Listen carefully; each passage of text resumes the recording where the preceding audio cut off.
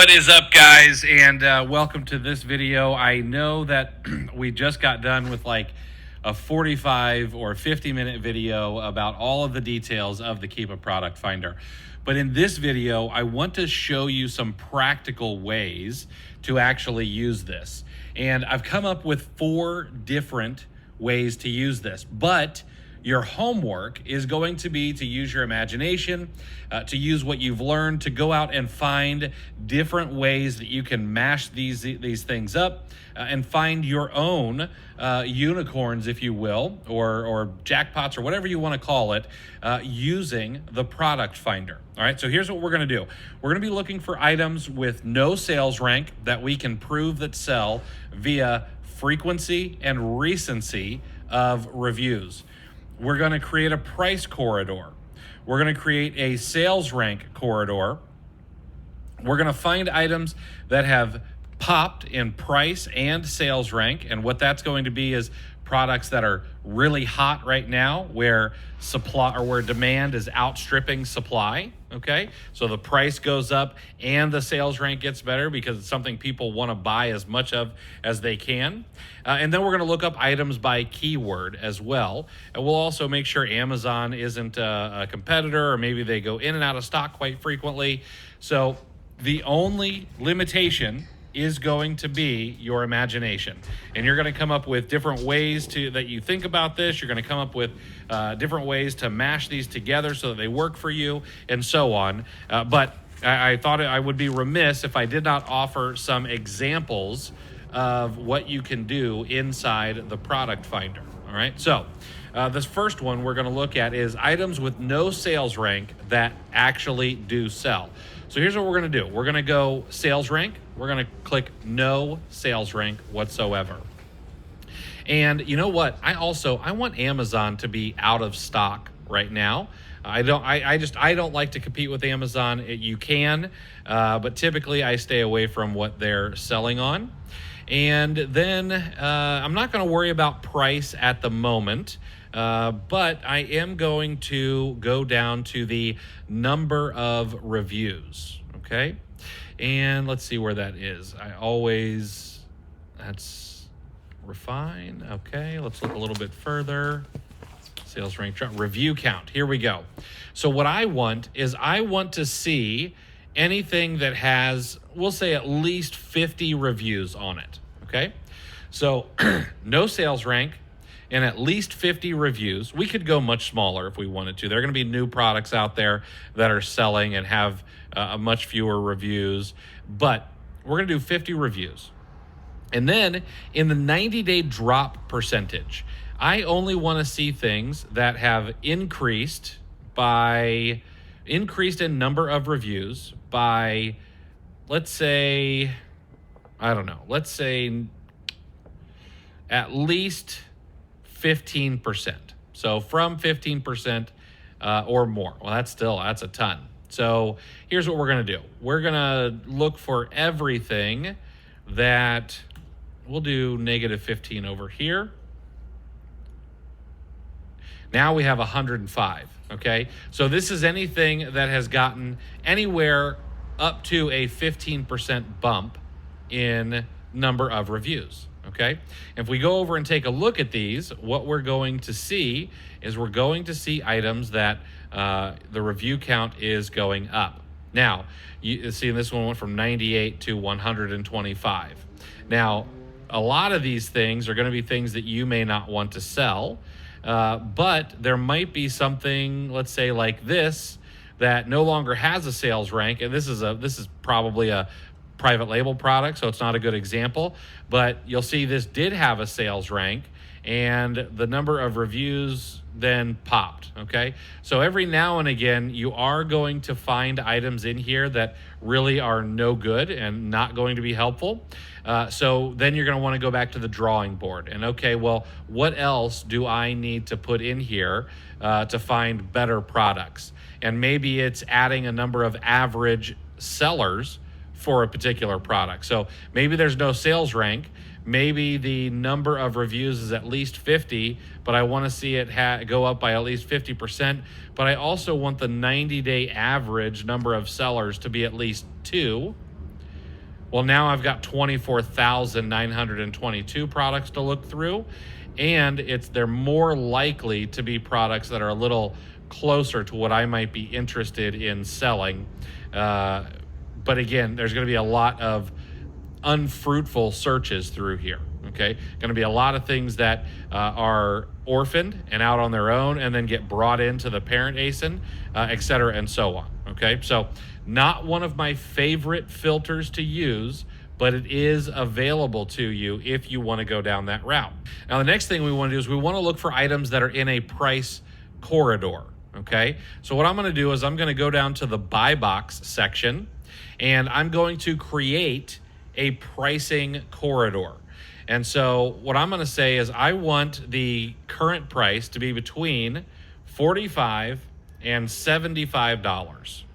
And then I want my 30-day average price to be between $40 and $80. My 90-day average price to be between $35 and $85. And I'll say I won't even worry about the 180-day average price, okay? But on the 90-day drop percentage, what I do want to do is I'm going to put in a negative 10 all the way to a 5% decrease. So what this will do is it's going to show me any products that have either had a 10% increase in price all the way to a 5% decrease in price. Now, this is still 4.6 million products, so that's too many. And so when I see that kind of thing happen, I'm going to go in and I'm going to put in Amazon out of stock.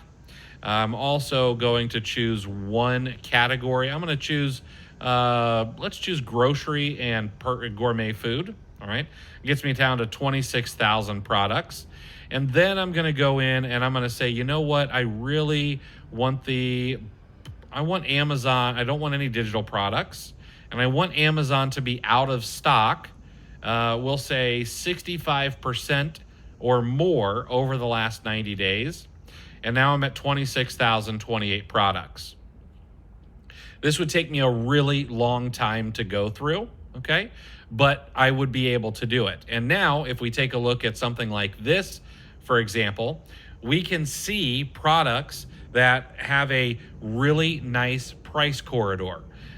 Look at this buy box price over the last 2.5 months. Solid $62. It was at $44.98 for that buy box, and then it went up, and then it popped back down. We can see who was selling it there. Looks like iSale, You Save. Let's see who was selling it here. iSale, You Save again. But now iSale, You Save, and this other seller have increased their price, and it's still doing really well. Hasn't damaged the sales rank history or anything like that, okay? And so now our job is, all right, well, this is a Starbucks medium roast ground coffee spring variety pack. I can open this up on Amazon and see if this item is actually selling. Looks like it might be a variation. And if this product is selling, where can I go and find these at a price that will allow me to sell this profitably? Okay, this can be a super powerful way to go out and find products that are much closer to what you might like to sell. They're going to be unsexy. They're going to be boring. They're going to have flat buy box prices or somewhat flat buy box prices. Okay, this one here, for example, looks like it came up recently, but it's holding. Okay, even though the number of sellers continues to go up, the price is holding. The sales rank is going down or getting better. And so this is something that would really, really pique my interest. Okay. And that's how powerful just creating a price corridor is. Now, we can do the same thing with a sales rank corridor, all right? Or you could even layer on top of a pricing corridor.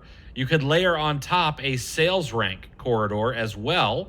And then you've got two things going for you. You've got items that have a fairly consistent sales rank, and you have items that have a fairly consistent buy box price. Okay, so for example, let's go into sales rank here, and let's say I want the current sales rank to be between 50,000 and 125,000. 30 days, I'm going to go 45,000 to 130,000. 90 days, I'm going to do 40,000 to 135,000. I'm going to leave 180 days blank. And in my 90-day drop, I'm going to say I want to see things that have gone from -20, so a 20% increase, anywhere to we'll say a 10% worsening of the sales rank. All right, I'm at 1.9 million products now. Okay, but I want Amazon to be out of stock currently, and then I could add in a buy box pricing corridor. So if I wanted to go with what I had before, all my price corridors in here, I could do that. I'm not going to do that this time around, but I will say that I'm going to go back to the grocery and gourmet food category. And I also want to see items where Amazon has been out of stock for. I'm going to go no digital products. And I want Amazon to have been out of stock, let's say at least 60% of the time over the past 90 days. I have another 23,235 products here. And if we open these up, well, now what we should see is we should see items where the sales rank is fairly consistent. Sure enough, sales rank's really good right here. Looks like it gets a little wonky. It goes up a little bit, but it hasn't changed by that much. And then now we're back down to the 37,000 rank range. So this fits all of our items here, and number of sellers is really, really low. Buy box price has gone up a little bit. I don't know whether or not the brand sells on this particular listing, but this would be something that I would go and I would take a look at. Okay, let's look at these Utz twisters here. Sure enough, same thing again. It looks like we probably have a suppressed buy box because there is no buy box line. I don't see any third-party FBA sellers, so maybe this is something that has a short shelf life on it. But the sales rank has been fairly consistent. We can see the number of reviews is going up. That lets us know that the sales rank seems about right. And sure enough, we could go out and we could sell this particular product as well. Actually, you know what? This one's currently unavailable. We could bring this product back in stock if it still exists, if it's around, and I'd probably price it around what this honey wheat is at and see if it would sell through or not, okay? And then you keep going, you're gonna find more and more of the same thing where the price or where the sales ranks are fairly steady across current 30, 60, and 90 days, okay? Then we can go back and let's do the next one. We did a price corridor. That was a sales rank corridor. Let's look for items that have popped in price and sales rank recently, all right? So in sales rank, we're going to leave this blank, but we want to see items that have really popped in price, or in sales rank, okay? So we're going to go from -1,000 to negative, we'll say 250. All right, it's a big number there, but this is going to be anywhere from a 250% betterment or increase in sales rank, anywhere to 1,000%. Okay, there's 1.2 million products right there.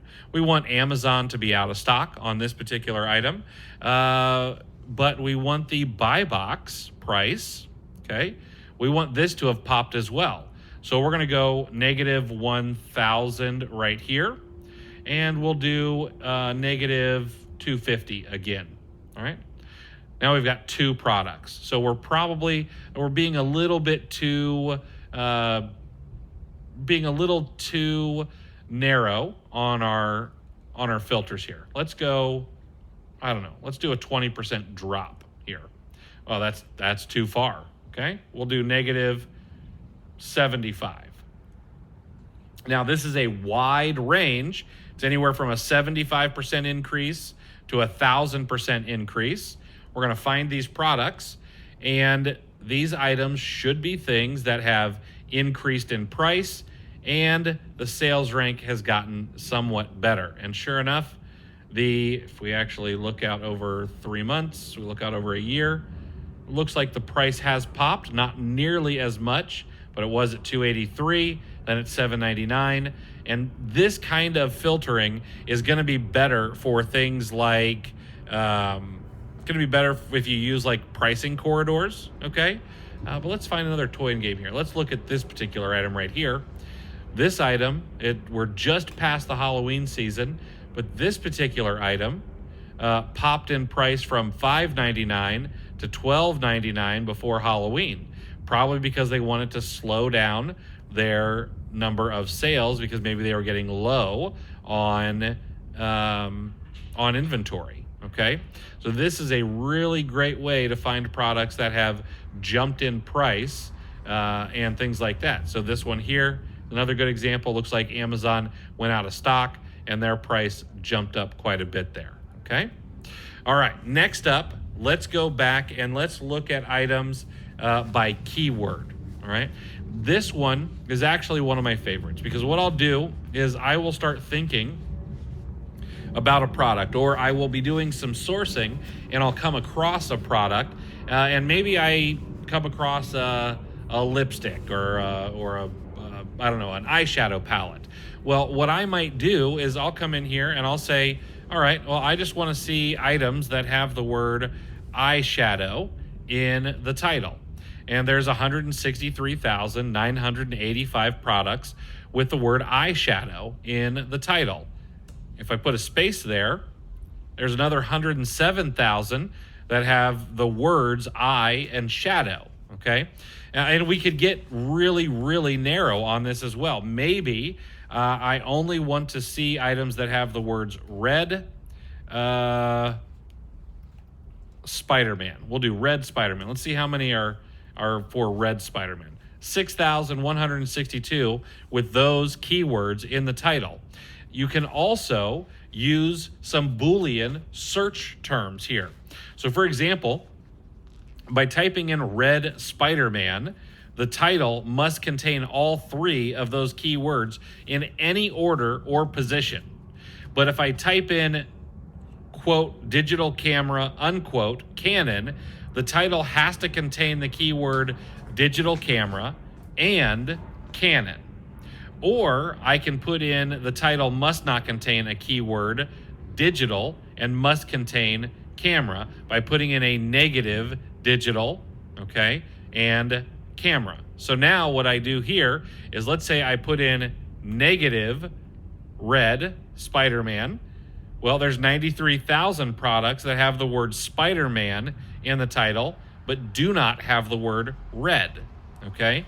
So there's all kinds of ways that you can go in here. And for example, let's say red Spider-Man, all right? There's 138 products that have red Spider-Man in that order in the title, okay? You can do this for any holiday, Halloween. We've got Thanksgiving coming up. So Thanksgiving, we'll say table, okay? Thanksgiving table in the title, 101,985 products. Probably going to be table decorations, table cloths, a lot of those things, okay, for Thanksgiving table. So anything you can think about, you can type in there and have items pull up, okay? I would suggest using it with something like the root category, or adding that on top of a sales rank corridor or a pricing corridor. Whatever you want to do, you can do. And you can use as many or as few filters as you want. You can get as granular or as macro as you choose. And if you do something wrong, you're not going to break keepa, okay? So for example, if I do negative 25 to negative 25 to negative 50, you're going to notice that I get 0 products because you can't go from a higher number to a lower number. All right, so you can always just clear the section out and put in negative 50 to negative 25, and now we get the correct products here. Okay, so if you break it, use that clear, just delete things out, try again. You're not going to break keepa at all, and you can really get granular, find items that are much more likely to sell, are much more likely to be items that you like to sell, or price bands that you like to sell in. You can find items without any sales rank, by keyword, by whether or not Amazon is on them, by how many average sellers there are. There's all kinds of things you can do, and I'm sure you're going to think of things that I've never even thought about, which is what's really fun about this, trying to find some of those blue oceans that still exist on Amazon, even though there are, more sellers than there were 5 or 10 years ago. So your homework is to go out and have a little fun with this. Figure out what works, figure out what doesn't work, and see what is good for you, what kind of products you can go out and find with this, and then go do some Google searches and see if you can find them to sell profitably. Like I said, we found that Starbucks coffee one. If I could verify that it was a variation that sells on a regular basis, I really do think that would be something we could find profitably at a Target or a Walmart or any of the other places that sell Starbucks coffee. So go out, play with this, have a lot of fun. If you have questions, let me know. If you come up with an idea and you want to bounce it off me, my inbox is always open. I'd be happy to hear from you, and we can get nerdy with Keepa. All right, I will see you guys in the next video, where we'll be talking about the product view.